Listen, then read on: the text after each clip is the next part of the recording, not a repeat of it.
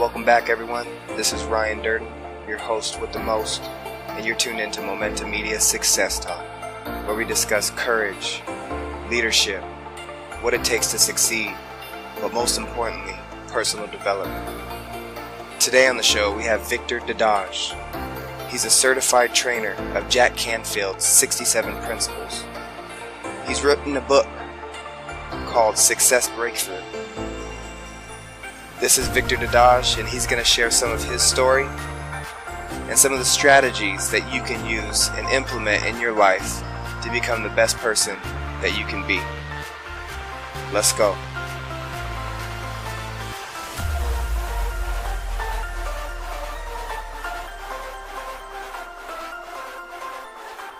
Hello. Hi, Victor. Hey, how you doing, my friend? Doing well. How are you? I'm doing great. Good. Well, thank you for joining me on my show today, man. My pleasure. So it looks like you got a lot going on. So you are in Jack Canfield's mentor program? Yes, I am. I'm in this Train the Trainer program right now.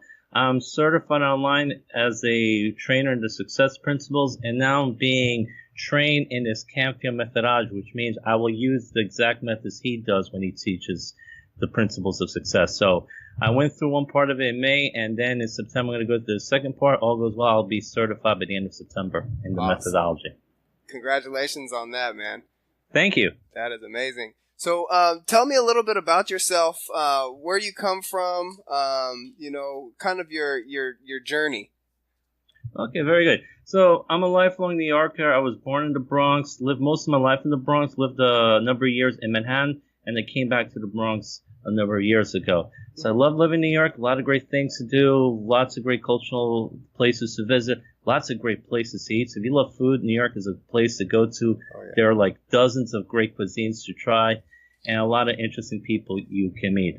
I worked in the corporate world for many years, almost 20 years. I spent in the corporate world, got let go, or if you prefer, fired 5 years ago. Mm-hmm. And after 20 years.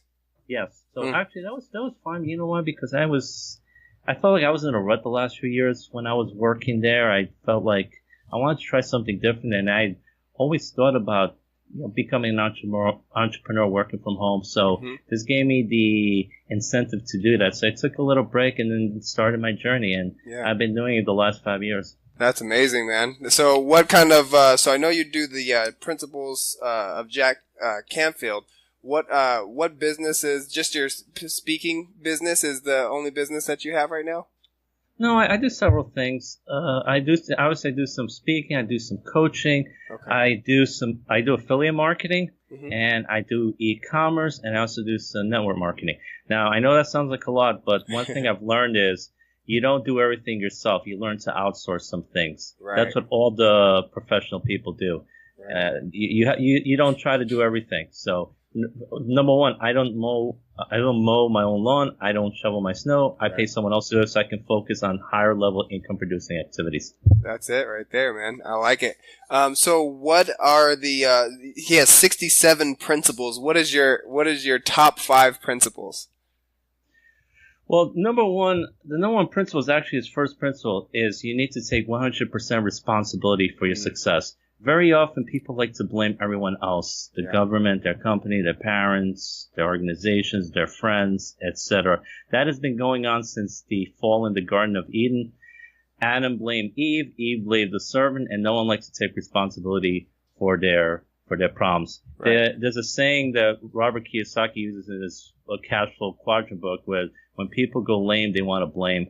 Yeah. So you need to take 100% responsibility. Here's the thing. If you're late for work, all the time, you don't say the traffic made me late because your boss is not going to buy that excuse. You need to leave a little bit earlier. Right. Exactly. Ultimately, it's up to you. So Jim Rohn used to say you can't hire someone else to do your push-ups for you. And in that first principle of success, Jack teaches something called E plus R equals O, which means event plus response equals your outcome. So two people can have the same event happen to them, but they'll have a different response. Right. So if two people get stuck in traffic, one person could be like yelling and screaming and cursing, and he has just a terrible time in the traffic. Another person could be happy, they're smiling, they're drinking their coffee, they're playing their music or whatever, or their tapes, their CDs, MP3s.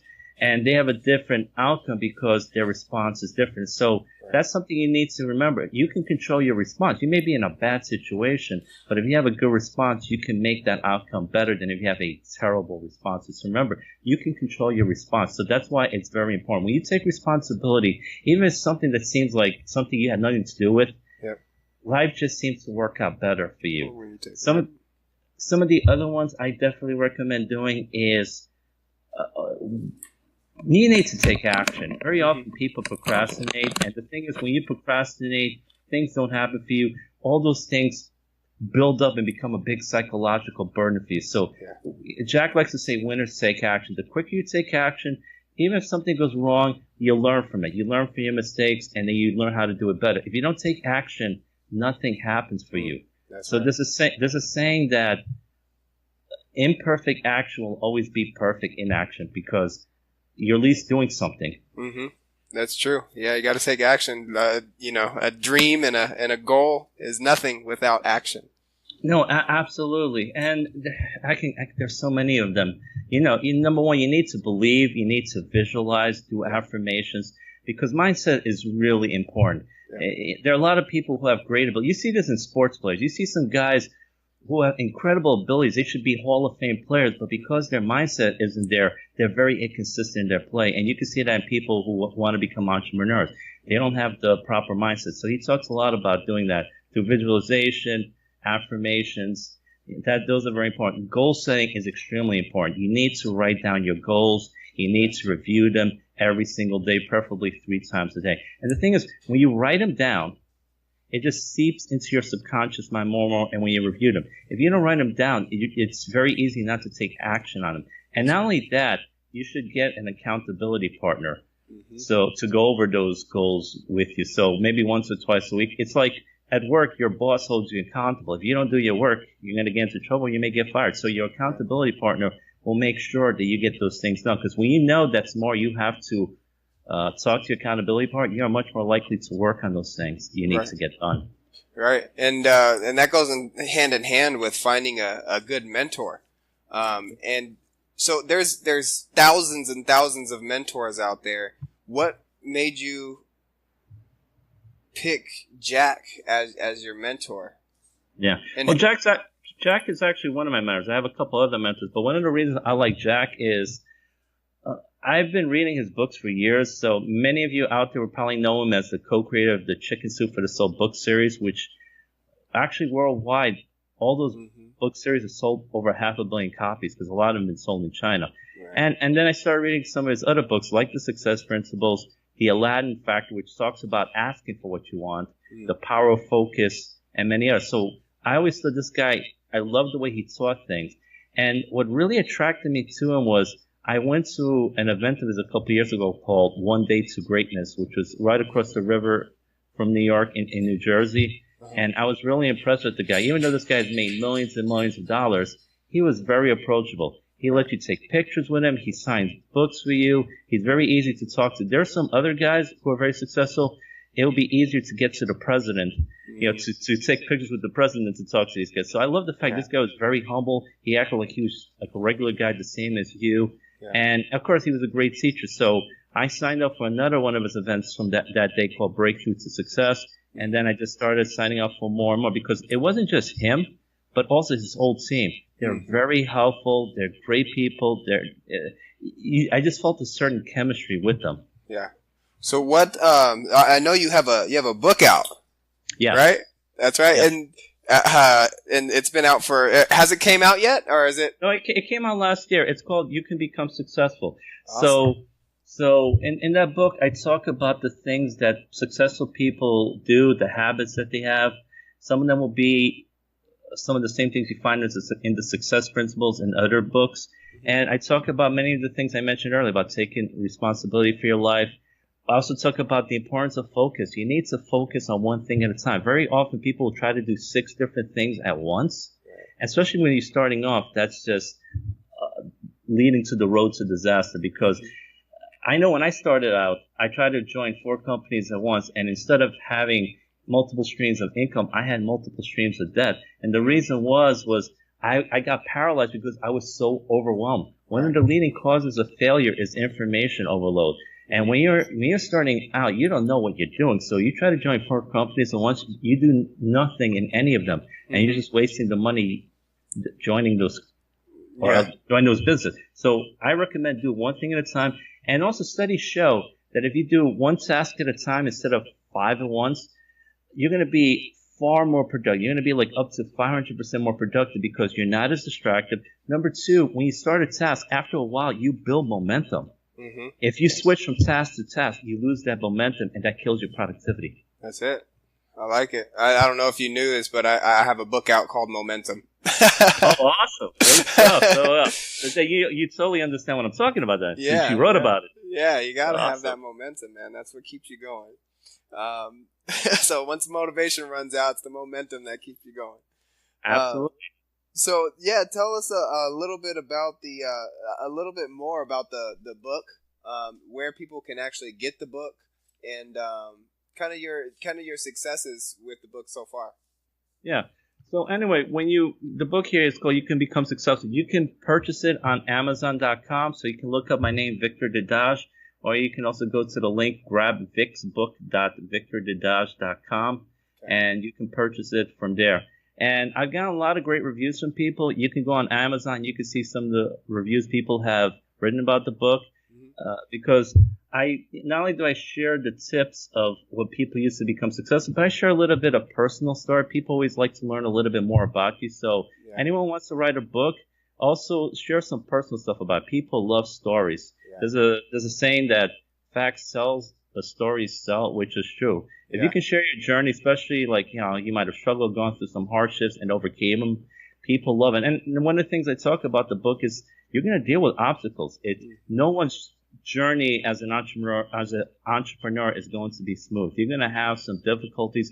You're going to have some obstacles, and a lot of them are unforeseen. But the thing is, if you can overcome them, number one, you become a better person. You become a stronger person, and you realize you can overcome anything. Yeah. And the other thing is, when you share them with other people, it can give them inspiration because they're going through many struggles themselves. So they will see, oh, this person struggled too, and he overcame it. I can do it too. Right. And so, name a time where you had to overcome something, like besides the you getting laid off and having to switch everything up. So in your affiliated marketing career so far, what are one or two things that you've overcome so far on your journey? Things are going to happen all the time. For example, one of my accounts got shut down recently. And for no good reason, these things happen, but you have no control of it. So you know what? I just open up another account. I'm not going to put up with these things. I've been in companies where they got shut down by the government. I have no control over that. And does that stink? Yes, it does. But these things happen. So I could whine for the next 6 months, or I could do something else. So I wound up researching another company, and I joined it. So these things do happen. Or sometimes you're doing well, you're having a couple of good months, and then for some reason, a lot of people start leaving you that are under you in the company, and you lose some money. So what do? You can complain about it or take 100% responsibility and say, what can I do to improve this? Maybe try to get more people to join you. You start recruiting more, or if there's problems with the company, maybe you want to go to a different company. Yeah. So you will have these hardships because these things do happen. And the most important thing, and I talk about this in my book, is personal development is extremely important. Jim Rohn said, work harder on you than on your job, because if you work hard at your job, you can make a living. But if you work hard on yourself, you can make a fortune. And if you develop yourself, no matter what happens to you, if your company goes down, you can take your talents elsewhere. Many self-made millionaires have become broke. But because they had that $1 million mindset, they had that personal development, they rose from the ashes and became very successful again because they had that $1 million belief in themselves. So I cannot stress enough personal development. Build that strong foundation. It's like if your house is built on a strong foundation, if a big storm hits, it's not going to fall down. And build those roots too, because if you look at the bamboo tree, the first 3 or 4 years, it's underground. Nothing happens. But in the 4th or 5th year, it grows like 80, 90 feet because it has those deep roots. So build those roots. So sometimes you may not get the results you want immediately, but if you're doing the right things and are consistent and persistent and do not give up, You will get those results. You just got to be a little patient. That's it. When is the right time to call it quits? Like if you know you've been defeated, is it never, or is it when do you call it quits? Like when do you throw in the towel? It varies. I would just say, number one, that's one reason to get a good mentor. We were talking about that. A mentor can help clarify things for you. But say you're starting out and you're joining a new business opportunity. Mm-hmm. I would not say quit after 1 or 2 weeks, because very likely you're not going to get results in the first week or two. I would say probably give it about 3 months, give it 90 days. That's what I would say. Trying a new business opportunity. Don't. Also, here's the other thing. Don't say, I'm going to try this for 2 or 3 weeks, and if nothing happens, I'm going to quit. Because you're already setting yourself up for failure, because you're already focusing on it not happening. Focus instead on saying, I'm going to make this happen. I'm going to be successful. And also, the other thing to think about is if you're losing a lot of money in this venture, also just see, is it bleeding you dry? Is it making you go bankrupt? If it is, then you should cut your losses. Yeah. So you got to look at your financial statements, your bank statements. You got to take all those things into account. Mm-hmm. And so how do you define success, and what does success mean to you? There are many different definitions of success. Obviously, one aspect many people focus on is financial, which is true. But there's also many other ways to look at success. If you have a good family life, if you have a great relationship with your spouse, with your kids, you raise your kids well, that's a successful life. If you made a difference in other people's lives, you helped out people that are struggling, maybe you help out at homeless shelters, you do volunteer work, charity work, you made a difference in people's lives, that's success too. Yeah. You can have money and you can have everything else going wrong. Your wife might have left you, you have kids that are doing drugs, and if you have $1 million, but your whole personal life is falling apart, you're a failure. Right. So I think it's a variety of things. Number one, are you living the kind of life you're called to live? Are you fulfilled in the things you want? If you can do those things and say, yes, I've done that, I made someone's life better, I'm doing the things I was called to do, then I would say you are successful. So to Victor, what is success? When do you consider yourself successful right now? Yeah, in many ways, absolutely, because I do have a good family life. I get along well with my family. I have great friends. I've made differences in people's lives because I know I'll get calls from people, or I'll get emails from people or messages saying, hey, that talk really changed my life, or your post really inspired me. Or sometimes I'll get it from people who will never comment on my post, but every once in a while, like, they'll say, I've been following you for a while, and your post really inspired me. I just want to say thank you. I was thinking about giving up, but because of your post, you encouraged me to continue pursuing my dreams. So when I get an email like that, how can you not be touched by something like that? Right, and that just gives you fuel to keep going. Absolutely, and I would just say to the people out there, if someone's made a difference in your life, by all means, let them know, because people want to know that they're helping other people out. It makes them feel good. It's because I think part of the reason we're on this earth is to serve people and help them. Help people out. There's something about when you give, it makes you feel better. Yeah, and the universe rewards you too. Mm-hmm. So, yes. On the universe, what are your thoughts on the law of attraction? And do you believe that it's an actual law, like it's physics, or do you think that it's just something that people have made up in their heads? Yeah, I know some people think it's made up, but I think there's a lot of truth to it, because I can definitely tell you, when I look at my life, when I've been thinking some negative thoughts, I tend to push people away. But when I'm feeling good about myself, when I'm thinking positive, empowering thoughts, it seems like more people are drawn to me. Better things happen to me. Of course, it's not just thinking things, but it's also taking action on it. Because remember, the last 6 letters in attraction is action. Yeah. So because we've been around people, they have the scowl on their face, they're frowning. Do you want to be around them? I don't. Nope. Or they're complaining like for 7 hours about how their life sucks, their boss sucks, and just everything else. And after a while, they are what I call energy traders. After a while, you just feel exhausted. But when people are positive, you just want to be around. They just have this magnetism around them. So if you're feeling good about it, if you tend to be positive about things, you will attract people to you. Attract more good things to you. So I definitely think it's true. Right. So a lot of people are drawn to drama rather than drawn to positivity. Like if you post something that's, has to do with politics or gender or sex or, whatever, it seems like people get a lot more posts or a lot more likes on those kind of posts. Why do you think that is? Why do you think people are more drawn to drama than they are to living a healthy, positive life?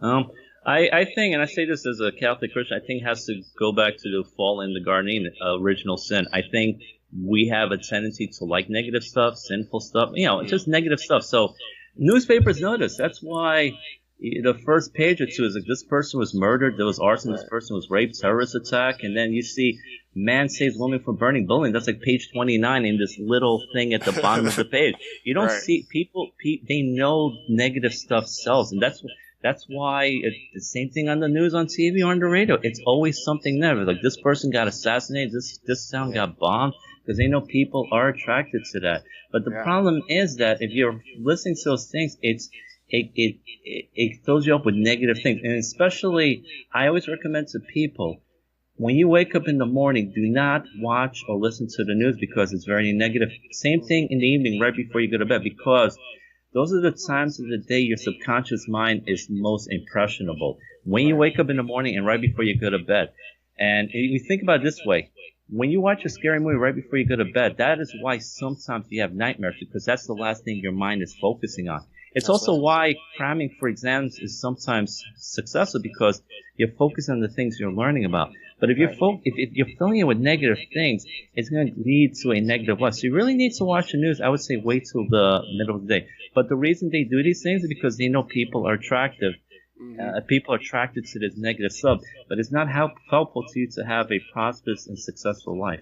No, I don't think the media is out there to help us grow. No, they're just to make money out of us, and they don't care what happens to us later on. No, not at all. So let's talk a little bit about courage. Being able to have confidence in yourself. How important is confidence in affiliated marketing? Well, in anything you do, you have to have some courage to take action. A lot of things we're afraid to do because of what we call fear. And the thing is, almost every fear that we have is something we learn. We're only born with two fears, the fear of falling and the fear of loud noises. Every other fear is something we've learned, and whether it's from our parents, our school, or institution, teachers, or whatever. But when you think about it, probably 90% of the things we fear never happen. So you think about it, maybe you're in high school, you fear if you do badly on this exam, your life is ruined, or this girl rejects you, your life is ruined. But guess what? You moved on anyway. Your life continues to go on. So that's why some people say fear stands for false evidence appearing real, or fantasized experiences appearing real, because most of the things you fear are not real. So just take action on it. There's a book by Susan Jeffers called Feel the Fear and Do It Anyway. Don't deny that there's fear, but acknowledge it and take action on it anyway. Because all the things you take action on, you get better at. Like, for example, you learn how to ride a bike. The first couple of times, it's scary, but after a while, you learn, you get good at it, and you never forget. Or if you want to learn how to swim, it can get scary because you're afraid of drowning, but after a few times, you overcome your fear. Or starting a new job. A new job is often fearful, but after you've been there a few weeks, you get accustomed to it. So just take action on the fear, and you will push through it. So tell us a little bit about your first time speaking on stage. How many people were there, and what were your feelings on talking in front of an audience? To be honest with you, I've never had really that much of a fear of speaking in front of people, and the reason is I used to lead a Bible study group, so I was always used to talking in front of people. So I was quite comfortable doing that, speaking in front of people. One thing I did, so when I spoke in front of people was at a mastermind event a couple of years ago. It was probably like 15 people. Mm-hmm. I felt pretty comfortable at it, and I enjoy speaking in front of people. I feed off their energy, and it's great. The one thing I was fearful of, and I'll be very honest with people here, is I feared making videos. So what I did was, like 3 years ago, I did a 90-day video challenge. Now here's the thing, and for people who are afraid of doing videos, just start doing them. And I'll tell you straight out, your first few videos are gonna stink, but that's okay. Yeah.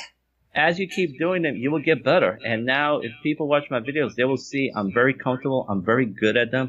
But if you watch my first 3 or 4 videos, I stunk at them. But the great thing is, you can record them. You don't have to put them on YouTube. Right. You know, you could just record them and keep working on them. And then when you feel more comfortable, then you can put those on YouTube or on social media. But you just need to keep practicing. So I was fearful of doing it. But you know what? And I started posting them in this group, and people said after like a month or two, they said, wow, your videos are getting really good, because they saw the difference in the quality of my videos because I was practicing and getting better at it. It's like with anything. When you practice something, you will get better at it. That's why just feel the fear, take action, you will get better at it. And no one's going to laugh at you. Very few people will not, because the truth is, most of the things that you're fearful of doing, most other people are fearful of doing it anyway. So they're actually going to be impressed that you're doing these things.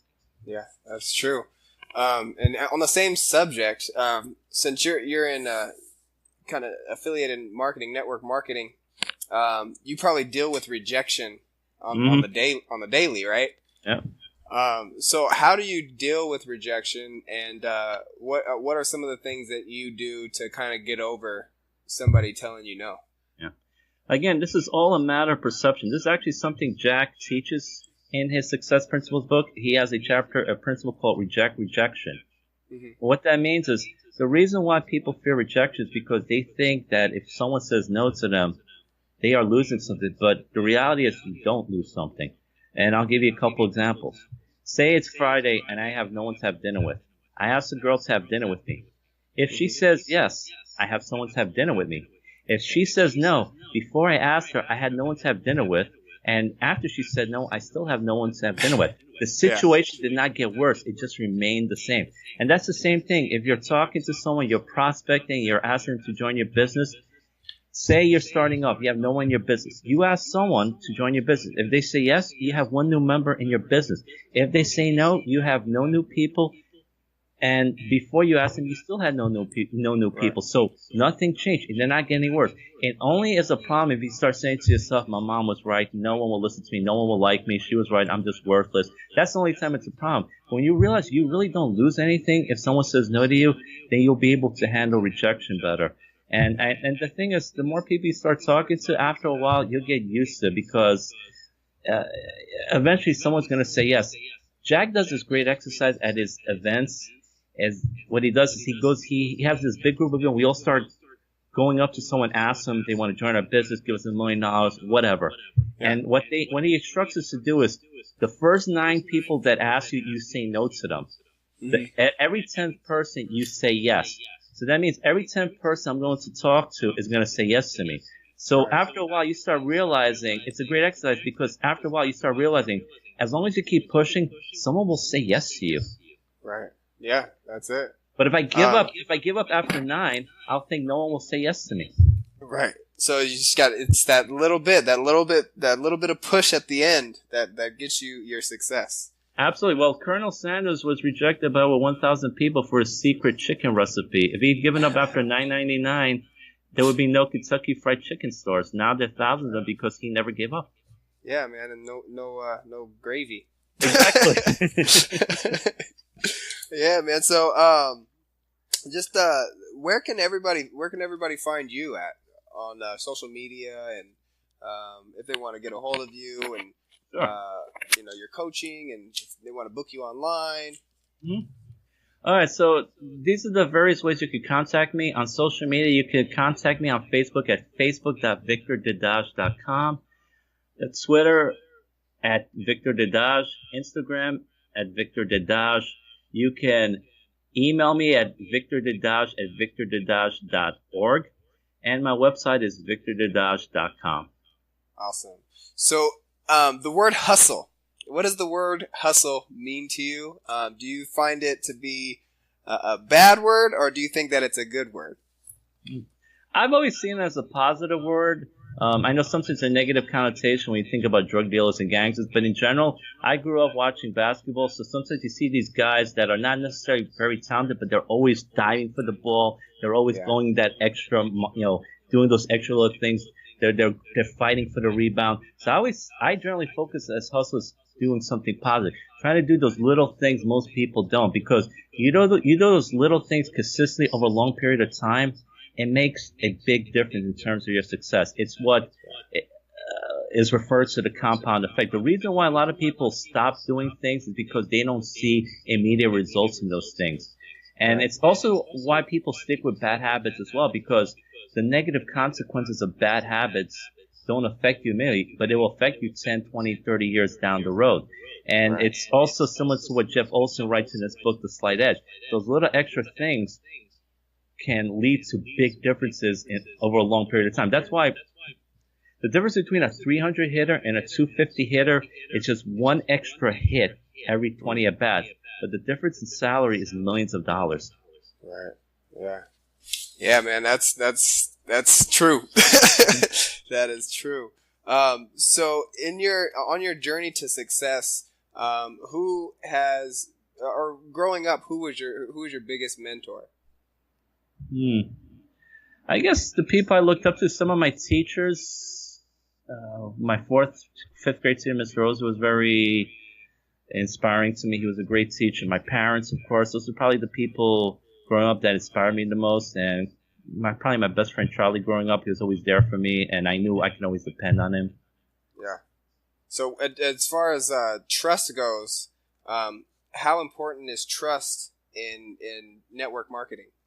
Trust is extremely important for the simple reason is if people know, like, and trust you, they will work with you. If they don't trust you, I don't care how good your program is, they're not going to want to work with you. Trust is extremely important, which is why you have to do your best to be as honest and ethical as possible. Because once you get a reputation as a scam artist, in this day of internet, the internet, everything gets out immediately. You'd be surprised when someone is found to be a scam artist, it is all over the internet. And you know what it is? Once your reputation is destroyed, it is really difficult to regain. It's like if someone cheats on their spouse, it's very hard for the spouse to trust, and it takes a long time to trust. And so the best thing to do is to be as trustworthy as possible. Be ethical. Always try to be as honest with people as possible, because it's going to serve you in the long run. It's better to have that long-term, the long-term gain of being honest and ethical than trying to be sleazy and scammy and make a short-term gain, but in the long run, you're going to lose a lot more money. That's true. Let's say you have 30 seconds to win somebody's trust over to come take a look at your business. What would you tell them? Here's the thing I would tell them. I would just say, listen, I'm here to help you and to serve you. Whether you join me or not, it's not that important, because my job is to educate you and to serve you. So whenever you need to reach out to me, I will be there for you. And if you want to work with me, great. If not, I wish you a great life, but I'm still your friend. Be gracious. Okay. Do you focus a lot on your cold market, or do you ever tap into the warm market at all? I do both. You should just keep your eyes open for everything, because you just never know where opportunities will arise. So there's 7 billion people in this world, so obviously you need to focus on your cold market, but your warm market is also very important. And then the friends you develop, say on social media, such as Facebook or LinkedIn or Twitter. Those are great contacts you develop. And that's why relationships are very important. That's one thing a lot of people do not understand. A lot of people just want to spam their links, but they never bother trying to build a relationship with people. Here's the thing. It's like if you go up to a strange woman and say, marry me, she's going to say no because she doesn't know you.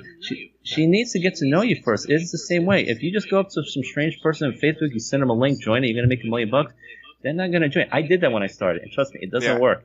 I guess some people curse me out, some people block me, of course. Then when I got some mentors, they said, no, this is not the way to do it, Victor. You have to get to know them better, give them value, try to be helpful, build a relationship, because when someone trusts you and they like you and they build rapport with you, they are much more likely to be open to what you are offering. And it's very important.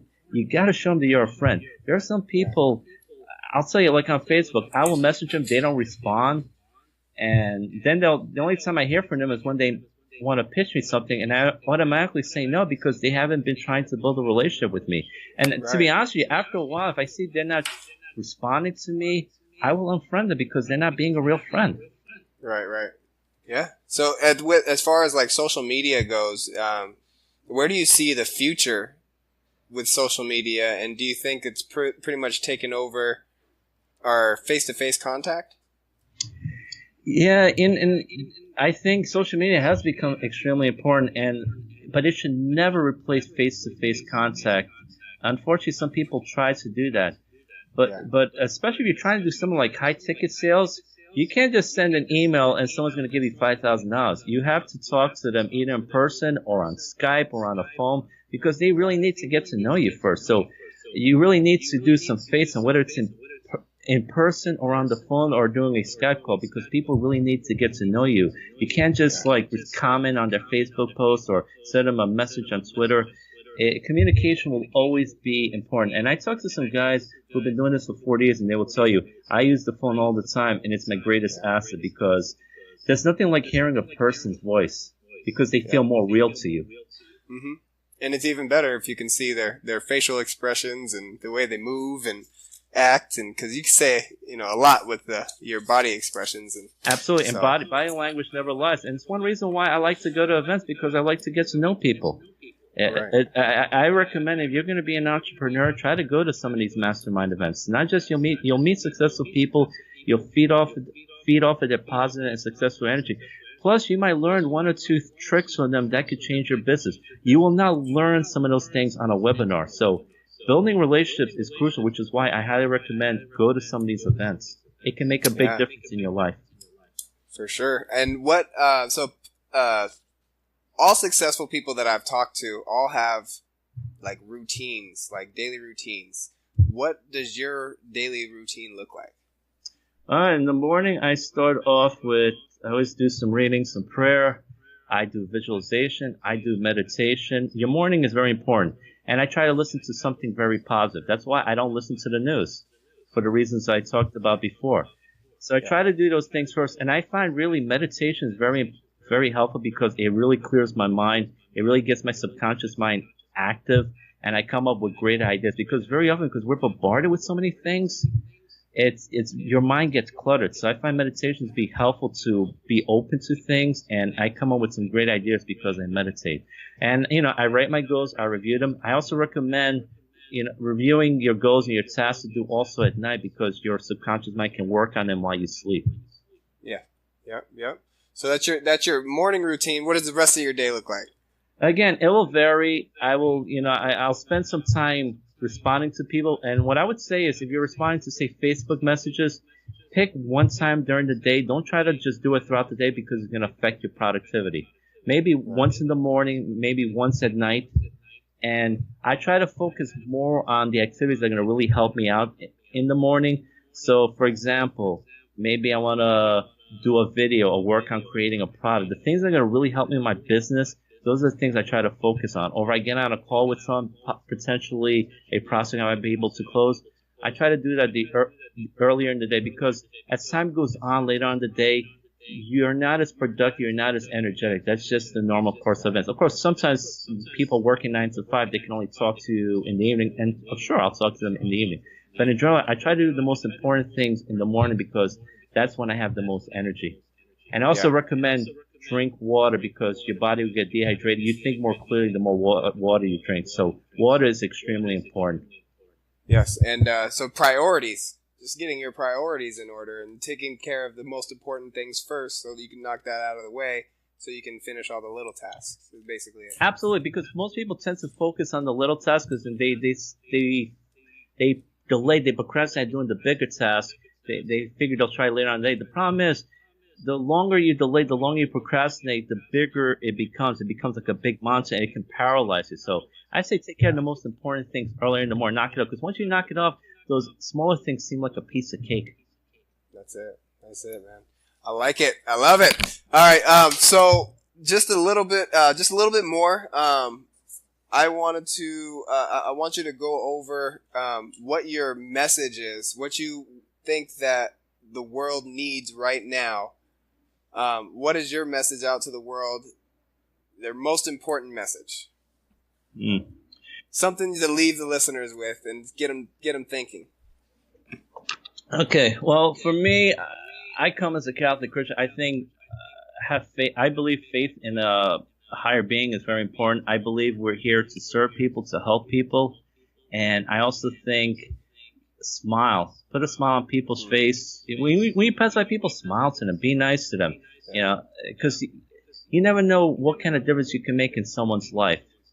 There's so many people you can help out, and I just think that a lot of people who are living without hope, and just try to make a difference in people's lives. So I think the more you give, the happier you'll be. A lot of people just try to focus too much on me, but also try to focus on other people. That's why charity work, I think, is something that's really great, because people who do charity will tell you straight out, you get a lot more out of it than the people you help, or some kind of volunteer work. And it's very interesting.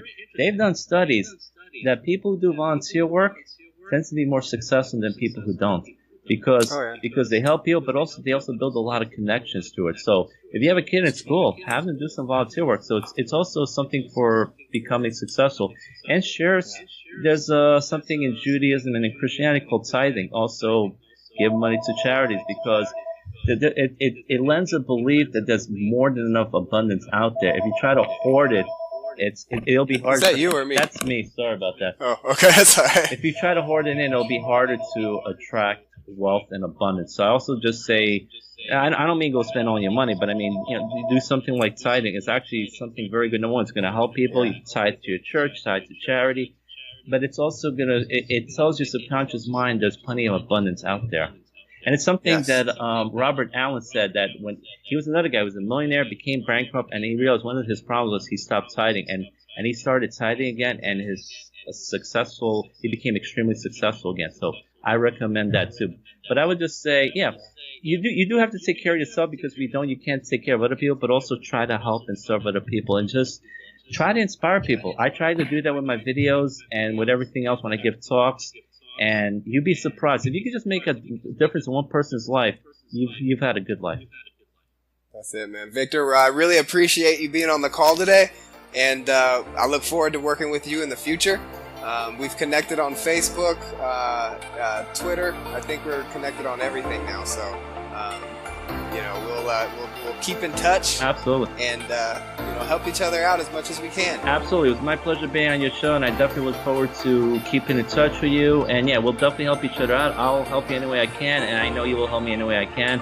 And it was a pleasure being on your show. Thank you so much. Awesome, Victor. Take care, You man. too. Have a good day.